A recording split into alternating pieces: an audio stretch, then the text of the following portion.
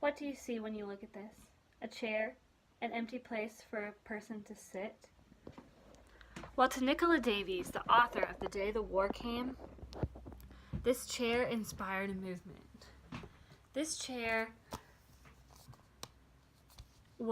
represents 3,000 unaccompanied Syrian children who were refused entry into the United Kingdom because of their refugee status.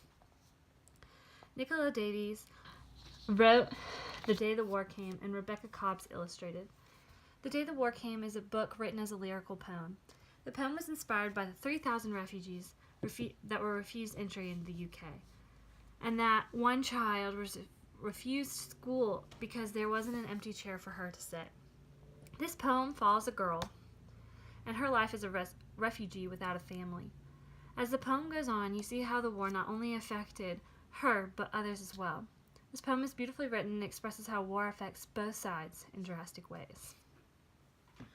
This book was published in June 2018. It's relatively new.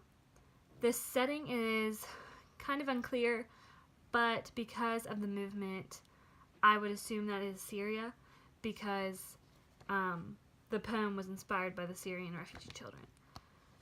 This book is beautifully written, beautifully illustrated, and it takes you on a journey of one girl without her family trying to find safety and trying to find schooling and education, which is safety for her.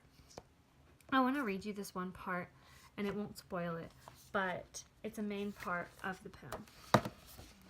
I went inside. My footsteps echoed in the hall. I pushed the door and faces turned toward me. But the teacher didn't smile. She said, "There's no room for you.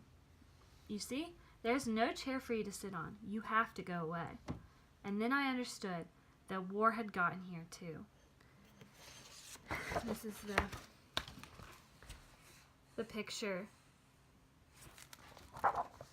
For me, this was heartbreaking, but also a telling tale about how education and the classroom can be a safe space for children of all kinds, and that as teachers, we shouldn't send children away. We should comfort them. Throughout the book, you'll figure out what happens next, and it's beautiful and it's tear-jerking, and I recommend this book to anyone, and I recommend that you read it so you figure out what happens to this little girl, and that is a beautiful, beautiful book to accompany A Crack in the Sea, because it gives you another way to get a perspective on refugees and their struggle and the challenges they face to try and find freedom, just like Ton and Sang and Mai and Uncle Truck and Uncle Hang in this book. So it's a beautiful companion text. It's a beautiful text on its own.